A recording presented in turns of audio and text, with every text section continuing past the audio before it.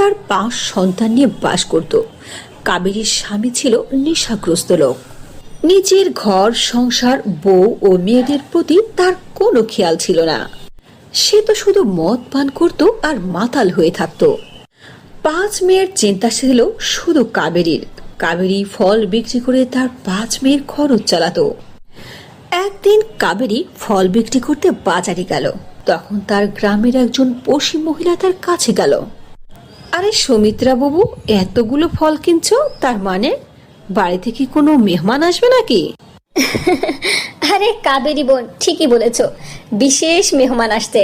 আমার মেয়ের তো বিয়ের দিন পাকা হয়ে গেছে, ওরাই আমাদের বাসায় আসছে, ওদের আপ্যায়ন করতে হবে না, এই জন্য এইসব ফল কিনছে। 2 মাস পরে আমার মেয়ের বিয়ের দিন ফিক্সড হয়ে গেছে। আমার মেয়ের বিয়ের কার্ড অবশ্যই তোমাকে দেব। আসবে কিন্তু আমার মেয়ের বিয়েতে, ঠিক আছে? হ্যাঁ হ্যাঁ, অবশ্যই আসবো। আমার 5 মেয়েকে সঙ্গে করে নিয়ে আসবো। ও, তোমার তো 5টা মেয়ে আছে। আচ্ছা কাবেরী বোন, তুমি কি তোমার মেয়েদের বিয়ের ব্যাপারে কিছু ভেবেছো, নাকি 5 জনকে ঘরে বসিয়ে রাখবে? আর বিয়েই বা দিবে কি করে? বিয়ে দিতে তো খরচ লাগে, তাই না? মদ খেয়ে সারাটা দিন তোমার স্বামী পড়ে থাকে, আর তুমি তো কত কষ্ট করে ফল বিক্রি করে সংসারের খরচ চালাও। সময় সময় না তোমার কথা ভেবে অনেক খারাপ লাগে আমার। কিভাবে বিয়ের খরচ চালাবে তোমার 5 মেয়ের? সুমিত্রা বোন, আমার 5 মেয়ে যে কপাল নিয়ে পৃথিবীতে এসেছে তা তো হবেই। যদি ওদের ভাগ্যে বিয়ে লেখা থাকে তো হবে, আর যদি লেখা না থাকে তো ওভাবে থাকবে, হবে না। আমি কি করতে পারি সুমিত্রা বোন বলো? আমি তো কিছু টাকাও জমিয়ে রেখেছি, চেষ্টাও তো করছি। এরপর কাবেরী অন্য কথায় চলে গেল, কারণ সে ভালোভাবেই বুঝতে পারলো যে সুমিত্রা তাকে পিন দিচ্ছে। কিন্তু কি আর করার, সুমিত্রা তো কাবেরীকে সত্য কথাই বলছে। এরপর সন্ধ্যার দিকে ফল বিক্রি করে কাবেরী বাসায় ফিরল। কাবেরীর বড় মেয়ে নিহারিকা খাবার তৈরি করে রেডি করে রেখেছিল। এরপর সবাই মিলে খাবার খেতে বসলো। তখন কাবেরীর নেশাগ্রস্ত স্বামী মদ খেয়ে এসে বাসার মধ্যে বিভিন্ন রকম তোলকামাল করতে শুরু করে দিল। এসব তুমি কি করছো? তোমার মাথা ঠিক আছে? এসব কেন ভাঙছো? মদ পান করে সব সময় মাতলামি করবে, মনে হচ্ছে যে একেবারে জঙ্গলে জানোয়ার হয়ে গেছে। খবরদার, আমার মেয়েদের গায়ে হাত তুলবে না। যা যাও, বলছি বলছি, বাড়ি থেকে বের হয়ে যাও। এই, এগুলো আমারও মেয়ে, আমি এদেরকে যা খুশি তাই করবো, মারবো পিটবো, তাতে তোর কি? এই নিহারিকা, এই এই তোর নাম যেন কি? দুজনে কাল আমার সঙ্গে যাবি। আমি জুয়া খেলতে গিয়ে হেরে গেছি। নেহা আর নিহারিকা, তোদের দুজনকে আমি বন্ধক রেখে খেলবো। কি কি বললে? আরেকবার বলো। আমার মেয়েদেরকে তুমি জুয়া খেলে হেরেছো? এত সহজে আমি আমার মেয়েদেরকে তোমার সঙ্গে পাঠাবো? আমার মেয়েদের প্রতি তোমার কোনো হক নেই। যাও যাও যাও, এখান থেকে বেরিয়ে যাও। খবরদার খবরদার, এই আর বাড়িতে আসবে না। এই, আমাকে বাধা দেওয়ার তুই কে? তুমি যে আমার মেয়েদের বাপ, এটা ভাবতে আমার ঘৃণা হচ্ছে। ছি ছি ছি, ঠাঠা পড়ে এত মানুষ মরে, তুমি কেন মরো না? আমার 5 মেয়ের ছায়া তোমাকে দেখতে দেব না, বেরিয়ে যাও তুমি। খবরদার খবরদার, তুমি এই বাসায় আসবে না। এই বয়সে তুমি আমার মেয়েদের বিয়ে নিয়ে ভাববে, তা না? জুয়া খেলে আমার মেয়েদেরকে তুমি বিক্রি করছো? বিক্রি? ছি ছি ছি ছি, তোমার লজ্জা শরম কোনোদিন হবে না, তুমি আর আসবে না। এ কথা বলে কাবেরী তার স্বামীকে জোরে ধাক্কা দিল। পাশেই পড়েছিল অনেক ধারালো একটি বটি। বটিতে মাথা কেটে তার স্বামী ওখানেই মারা গেল। স্বামীর মরণের কোনো আফসোস বা কষ্ট কোনো কিছুই কাবেরীর হলো না। এইরকম দুষ্ট লোকের এই শাস্তিটাই প্রাপ্য ছিল, এটাই সঠিক হয়েছে। কখনো নিজের বউ বাচ্চার প্রতি খেয়াল করে না, কখনো একটু টাকা ইনকাম করে না। এরকম লোকের এইরকম শাস্তি হয় দরকার ছিল। ভালোই হয়েছে যে আমাদের জীবন থেকে চলে গেছে। কাবেরীর নেশাগ্রস্ত স্বামী মৃত্যুবরণ করার কারণে কাবেরীর কোনো আফসোসই হলো না, বরং সে শান্তির নিঃশ্বাস ফেলল। এইরকম খারাপ স্বামীর কাছ থেকে সে মুক্তি পেয়ে গেল। এখন তো আর তাকে শুনতে হবে না যে তার স্বামী মদ পান করে ঘুরে বেড়ায় আর জুয়া খেলে, আর তার মেয়েদেরকেও বাবার অত্যাচার সহ্য করতে হবে না। এভাবে বেশ কয়েকদিন চলে গেল। ওদিকে সুমিত্রার মেয়ের বিয়ের দিনও চলে আসলো। কাবেরী তার 5 সন্তানকে নিয়ে চলে গেল সুমিত্রার মেয়ের বিয়েতে। সুমিত্রার মেয়ে তার বিয়ের ব্রাইডাল লেহেঙ্গা পরে খুবই সুন্দর করে সেজেছিল। যার দৃষ্টি ওই লেহেঙ্গার দিকে পড়ছিল সেই তার প্রশংসা না করে পারছিল না। তবে কাবেরীর সবচেয়ে ছোট মেয়ে সুমিত্রার ছোট মেয়ে তারাকে বলল, আরে তারা, তোমার লেহেঙ্গা কত সুন্দর, হাত দিয়ে মনে হচ্ছে এমব্রয়ডারি করা। কত যে সুন্দর, মনে হচ্ছে কারিনা কাপুরের লেহেঙ্গা থেকে অনেক বেশি দামি। যদি সবারই ভাগ্যে এরকম লেহেঙ্গা থাকে, সবারই ভাগ্য যদি এরকম ভালো হয়, তাহলে কত না ভালো হতো। হ্যাঁ, তুমি একদম ঠিক বলেছো, এটা অনেক দামি লেহেঙ্গা, আমার শ্বশুর বাড়ি থেকে এসেছে। এটা দেশের নয়, বিদেশের লেহেঙ্গা। এইরকম দামি লেহেঙ্গা যে দেখছে সে পছন্দ করছে। আর তোমাদের মতো গরিব বোনেরা এরকম লেহেঙ্গা স্বপ্নে দেখতে পারো না? না না, স্বপ্নেও তোমরা কল্পনা করতে পারবে না, দেখতেও পারবে না, কারণ তোমাদের মতো গরিবদের ভাগ্য এরকম হতে পারে না। তারা, আমরা এসেছি তোমার বিয়েতে তোমাকে দোয়া করার জন্য, কিন্তু এভাবে অপমান কেন করছে? গরিব বলে এভাবে আমাদের কথা শোনাতে পারছো? শোনো, যেটা আমাদের সাধ্যের মধ্যে নয় তার স্বপ্নও আমরা দেখি না। আমাদের বিয়েতে যদি আমরা একেবারে সাদা কাপড়েই বিদায় হই, সেটাই আমাদের জন্য অনেক বড় হবে। আরে বেচারি গরিব মেয়েরা কি আর করবে, নিজের স্বপ্নকে বুকের মধ্যে দাফন করে দিয়েছে। ইচ্ছা থাকা সত্ত্বেও স্বপ্ন পূরণ হচ্ছে না, কারণ ওরা জানে ওরা গরিব, ওদের স্বপ্ন কখনোই পূর্ণ হবে না, আর ওরা ধনীদের বরাবর কখনোই নিজেদেরকে মনে করবে না। আর তোরা চেষ্টা করলে তো এইরকম দামি লেহেঙ্গা জীবনেও পড়তে পারবি না, স্বপ্নই দেখতে পারবি না। এই জন্য তোরা করেছিস কি জানিস? নিজের মনের মধ্যে কান্নাকাটি করে, আফসোস করে নিজের আশাকে নিজেরাই দাফন করে দিয়েছিস। কিন্তু আমরা ধনীরা এরকমটা করি না, আমরা যা চাই তা আমরা হাসিল করেই ছাড়ি। আমরা আমাদের ইচ্ছাও পূর্ণ করি, আর আমাদের প্ল্যান অনুযায়ী স্বপ্নের জীবনও যাপন করি। এভাবে তারা একের পর এক 5 বোনদেরকে নিয়ে এরকম মন্তব্য করতে লাগলো। এভাবেই তাদের বুঝিয়ে দিল যে তারা অনেক গরিব। এভাবেই কটু কথা শোনাতে লাগলো, কিন্তু 5 বোন ছিল অনেক বুদ্ধিমান ও খুবই ভালো স্বভাবের। তারা 5 বোনই তাদের মায়ের অপারগতাকে খুব ভালোভাবে বোঝে ও সহ্য করে। তারা দেখে আসছে তাদের মা কত কষ্ট করে তাদেরকে লালন পালন করে আসছে, আর নিজের হাতে অনেক কষ্টে ইনকাম করে আসছে। তাদের জীবন স্বাভাবিক ও সহজ ছিল না, এই জন্য তারা যে কারো জিনিস দেখে আফসোস করতো না, আবার সেটাকে নেওয়ার জন্য জেদও করতো না। একদিন কাবেরীর বড় মেয়ে নিহারিকা কাবেরীর স্থানে ফল বিক্রি করতে গেল, কারণ সেদিন কাবেরীর শরীরটা ছিল অনেক খারাপ। তখন একজন অনেক ধনী মহিলা কার থেকে নেমে তার কাছে আসলো আর বলল, বেটা, আমাকে 2 কেজি আপেল আর 1 কেজি আঙ্গুর দাও।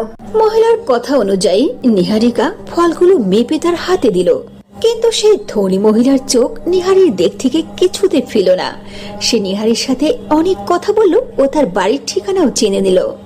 ঠিক তখনই সেখানে কাবেরীও চলে আসলো, আর মহিলা জেনে গেল কাবেরী হলো নিহারিকার মা। তখন সেই ধনী মহিলা কাবেরীর সঙ্গে কথা বলতে লাগলো। ও, আপনি তাহলে নিহারিকার মা, তাই না? আপনার মেয়ে অনেক সুন্দরী দেখতে, তাছাড়া অনেক বুদ্ধিমান, অনেক ভালো স্বভাবের, খুব ব্রেনি মেয়েটা। আপনি আপনার মেয়েকে অনেক ভালো শিক্ষা দিয়েছেন। এমন মেয়ে তো আজকাল পাওয়া যায় না। আমি আমার ছেলের জন্য মেয়ে দেখতে দেখতে একেবারে ক্লান্ত হয়ে গেছি। ভালো ব্যবহার আর দেখতে সুন্দর মেয়ে আমার চোখেই পড়েনি। আমি ক্লান্ত হয়ে গেছি খুঁজতে খুঁজতে, কিন্তু আপনার মেয়েকে দেখার পরে আমি বুঝতে পেরেছি আমার পাত্রী দেখা শেষ। ম্যাডাম জি, এটা তো অনেক সৌভাগ্যের কথা আমার জন্য যে আমার মেয়ে দেখে আপনার পছন্দ হয়েছে, কিন্তু একটা কথা পরিষ্কার বলে দেওয়াই ভালো, আমার মেয়ের বাবা নেই। আমি ছোটবেলা থেকে অনেক কষ্ট করে ওদেরকে লালন পালন করে বড় করেছি। আমি পরিশ্রম করে মাত্র অল্প কয় টাকা ইনকাম করি, এজন্য এখনো পর্যন্ত আমার মেয়েদেরকে আমি বিয়ে দিতে পারিনি। না না বোন, এটা কেমন কথা বলছো? যারা যৌতুক নেয়, যৌতুক দেয়, উভয়ই অপরাধী। আমি তো এমনটা পছন্দই করি না যে যৌতুক নেব অথবা যৌতুক কেউ দেবে। আপনি আপনার মেয়েকে আমার হাতে তুলে দেবেন, এটাই আমার জন্য অনেক পাওয়া। এক কাপড়ে আমি আপনার মেয়েকে চাই, আমি অন্য কিচ্ছু চাই না। কিন্তু একটি সমস্যা বোন, সেটা হলো কি, আমার 5টা ছেলে। আমি আমার 5 ছেলের বিয়ে এক বাড়িতেই দিতে চাই, কিন্তু আরো 4টা বৌমা আমি কোথায় থেকে খুঁজে বের করব? ম্যাডাম জি, আপনাকে আল্লাহ তাআলা সঠিক জায়গায় এনেছে। আমার শুধু একটা মেয়ে নয়, আমার আরো 4টা মেয়ে আছে। 5 মেয়ের মা আমি। 5 বোনই অনেক ভালো স্বভাবের, ওরা দেখতেও খুবই সুন্দরী, এদের মধ্যে অনেক মিল আছে। কাবেরী তার 5 মেয়ের গুণগান করছিল। ওদিকে ভদ্র মহিলা, তার নাম ছিল জান দেবী। সে খুবই মুগ্ধ হয়ে কাবেরীর সব কথা শুনছিল আর খুবই আনন্দিত হচ্ছিল যে এত সহজে সে তার 5টি ছেলের জন্য 5 বৌমা খুঁজে পেয়ে গেল। সে পরের দিনই কাবেরীর বাড়িতে আসলো আর বিয়ের ডেটও ফিক্সড করে ফেললো। কাবেরী তার মেয়েদের জন্য যে কয় টাকা জমিয়ে রেখেছিল তা দিয়ে কোনো মতে জিনিসপত্র কিনে ফেললো, কিন্তু ব্রাইডাল লেহেঙ্গা তো কিনতেই পারলো না। আর রাত্রিবেলায় উঠোনে বসে তার মেয়েদের চোখের আড়ালে একা একাই খুবই চিন্তা করছিল আর চোখের পানি ফেলছিল। 1 সপ্তাহ পরে আমার 5টা মেয়ের বিয়ে, কিন্তু আমি কেমন মা যে আমি আমার মেয়েদের বিয়েতে ব্রাইডাল লেহেঙ্গাটাও দিতে পারছি না। ছোট থেকে আজ পর্যন্ত আমার মেয়েরা কোনোদিন কোনো জিনিসের বায়না ধরেনি। আমার অপারগতা ওরা ভালো করে বোঝে, এত ভালো আমার মেয়েরা, কিন্তু বিয়ের দিন সবাই চায় নিজের পছন্দের ব্রাইডাল লেহেঙ্গা পরে বউ সাজবে।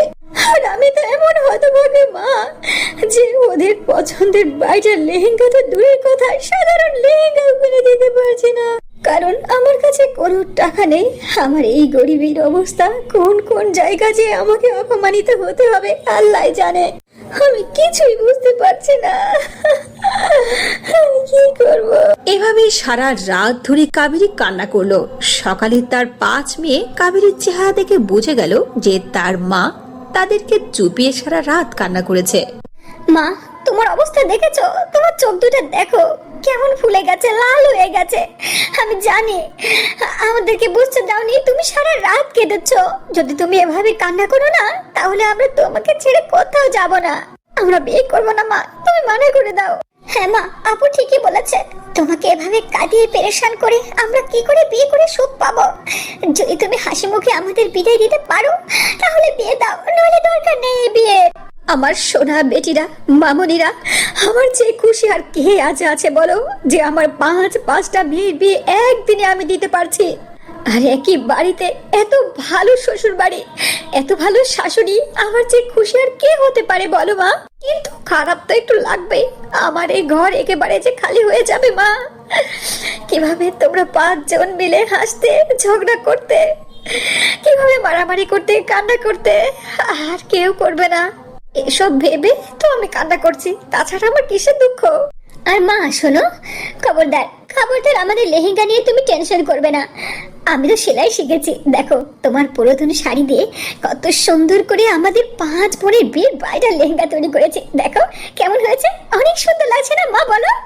আরে এই 5 লেহেঙ্গা তুমি হাত দিয়ে তৈরি করেছো আমার পুরনো শাড়িতে?